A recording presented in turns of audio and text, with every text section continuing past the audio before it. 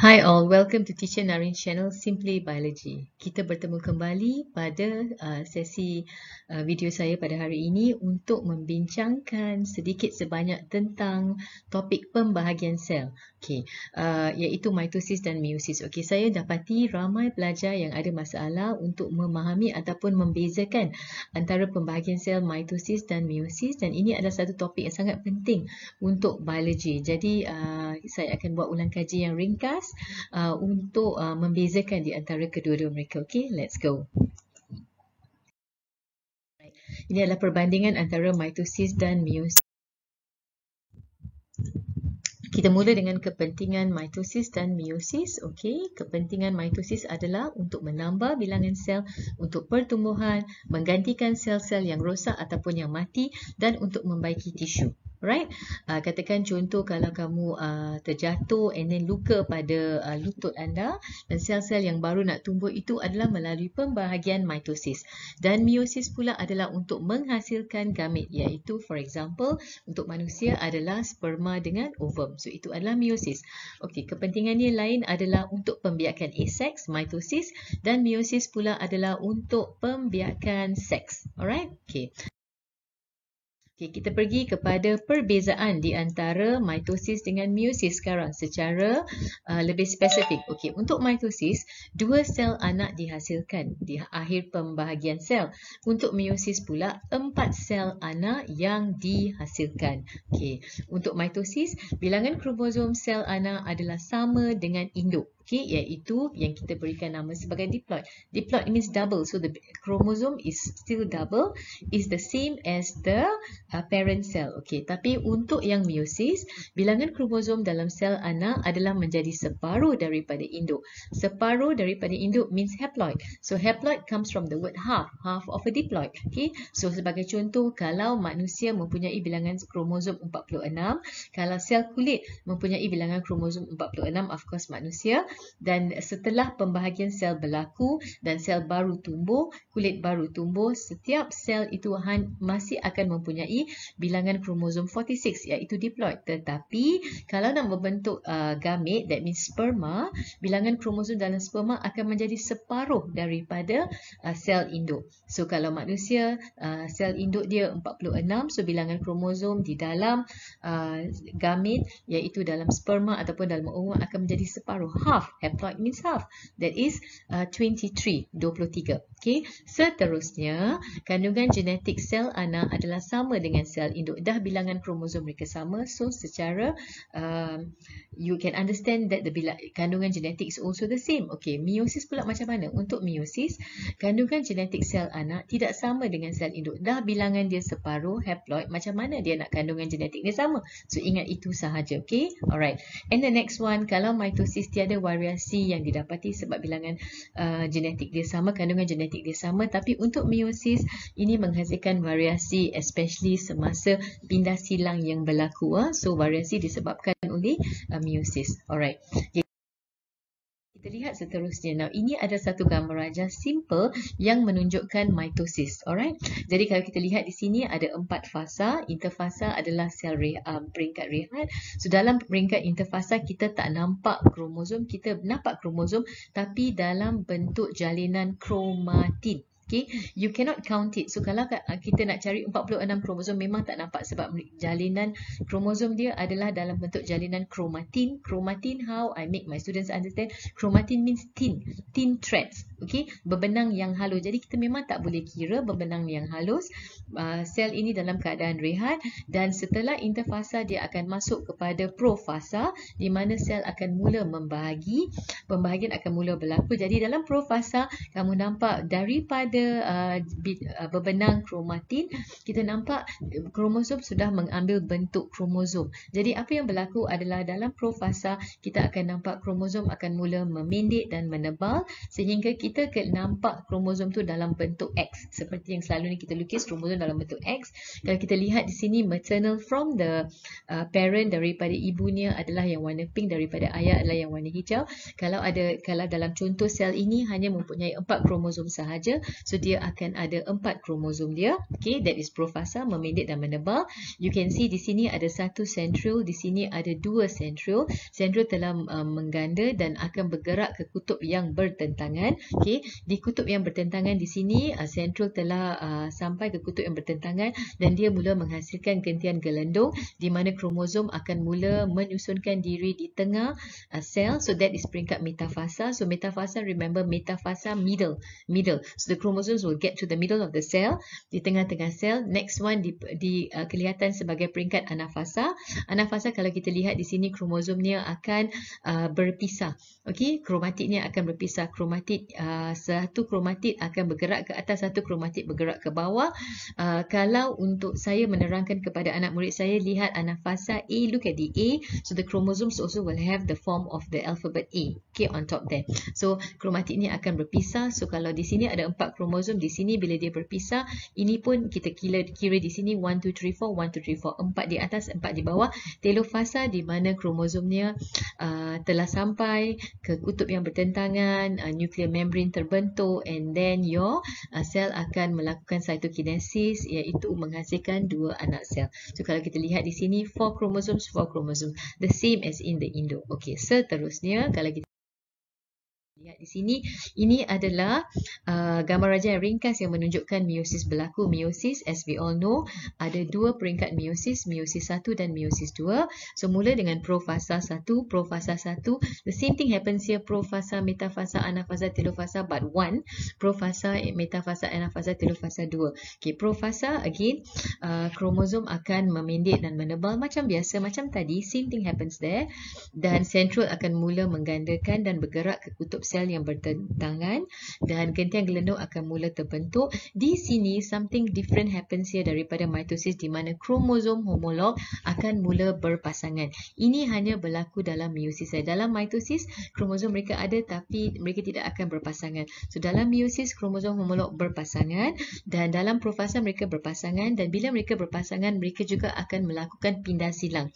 Nah, lebih panjang kromosom tu lebih senang untuk mereka melakukan pindah silang, dan mungkin boleh berlaku 2 ataupun 3 pindah silang ataupun 1 pindah silang ataupun tidak berlaku pindah silang langsung. So we are not sure apakah yang berlaku, tapi pindah silang boleh berlaku di peringkat profasa. Okey, selepas pindah silang berlaku, pertukaran bahan-bahan genetik akan berlaku, that is in profasa. Okey, setelah itu dalam metafasa, pasangan kromosom homolog yang telah berpindah silang tadi akan mula menyusunkan diri mereka di sata khatulistiwa ataupun the middle of the cell.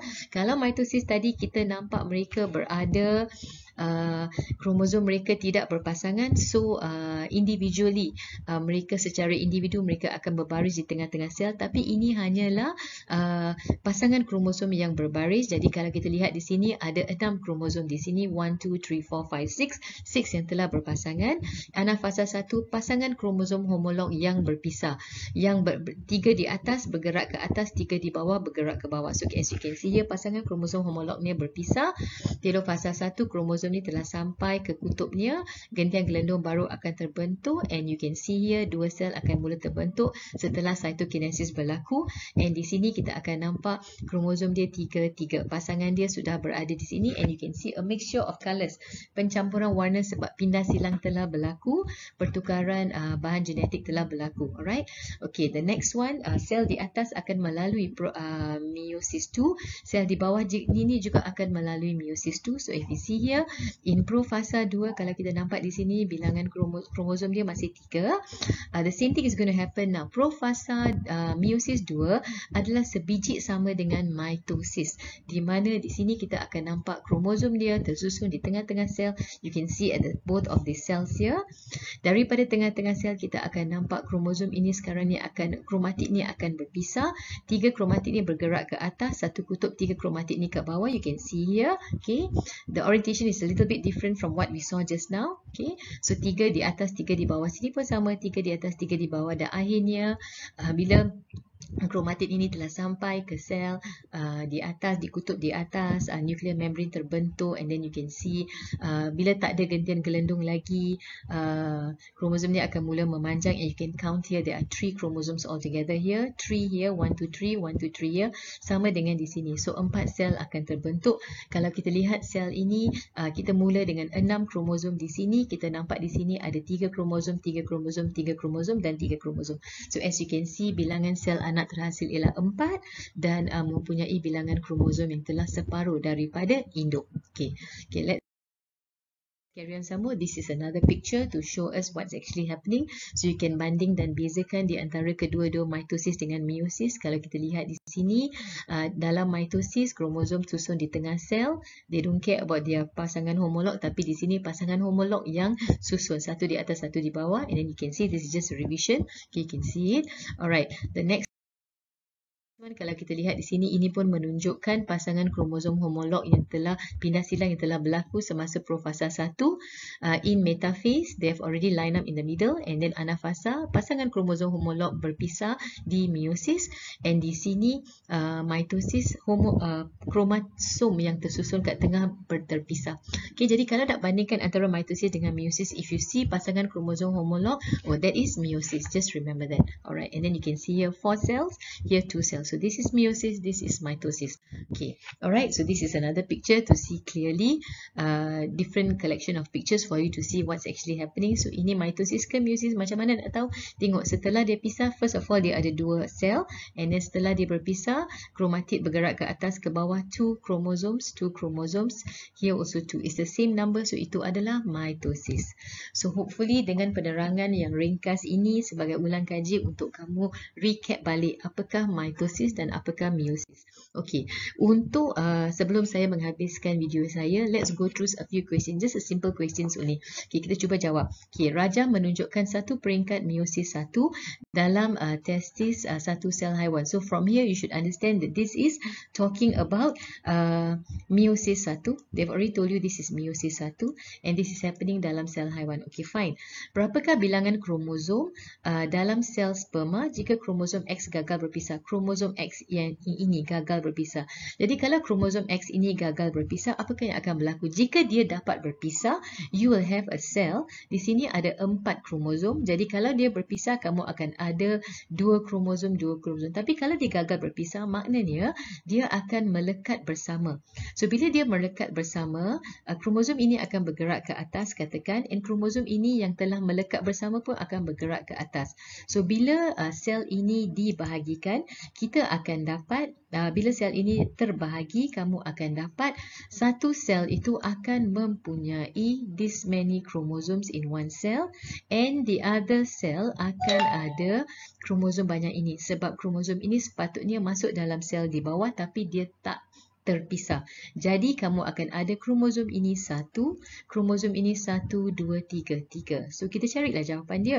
Ada tak 1, ada tak 3? 1 tak ada, tapi hanya ada 3. So this is your answer. Okay, faham? Inilah cara untuk lihat, menjawab soalan ini. Okay, kita lihat soalan seterusnya. Okay, di antara berikut, yang manakah kepentingan mitosis? Mitosis kepentingan. Remember mitosis kepentingan? Remember mitosis adalah untuk pertumbuhan. So ingat pertumbuhan. Cari mana ada pertumbuhan. Oh, di sini menyebabkan pertumbuhan. So menyebabkan pertumbuhan, this is your answer.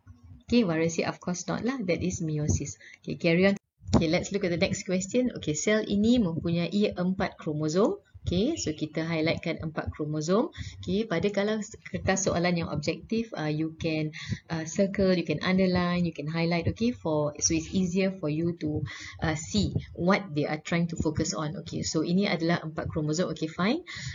Peringkat yang manakah menunjukkan peringkat meiosis dalam X? So meiosis. Okay, they are talking about meiosis.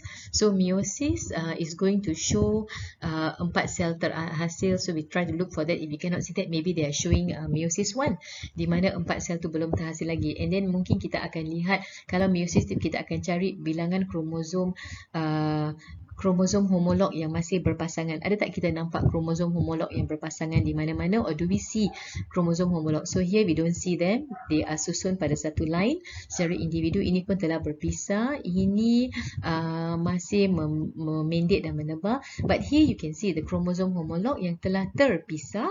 Okay, kromosom homolog, one chromosome is here, one chromosome is here, the other one is here, dan sel ini mula membahagi. So ini sebenarnya adalah meiosis, dan ini sebenarnya kalau lebih spesifik adalah meiosis 1. The chromosome homolog gives it away. So this is meiosis. Okay, let's look at the next one.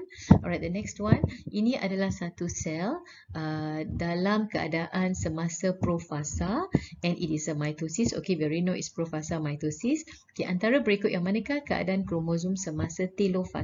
So ini adalah mitosis. So you know that pasangan kromosom homolog tidak akan berpasangan. So at the end of the day, you are going to have the same number of chromosomes there, and kita akan nampak kromatiknya telah berpisah. Satu kromatik bergerak ke atas, satu kromatik bergerak ke bawah. So we look for 4 chromatids, okay, at the two cells. Okay, so if we see here, ini masih kromosom yang sama sahaja yang belum berpisah. So ini bukan jawapan dia. Eliminate that answer. This one is also not the answer, because in a mitosis you will have the chromatids splitting up. Okay, so this is also not the answer. Okay, if you see here 1, 2, 3, 4, yes, you can see here 1, 2, 3, 4. That's how they're going to split up, correct? So this is correct. This one is 2, only half of it. No, so this is also not the answer. So jawapan dia adalah C.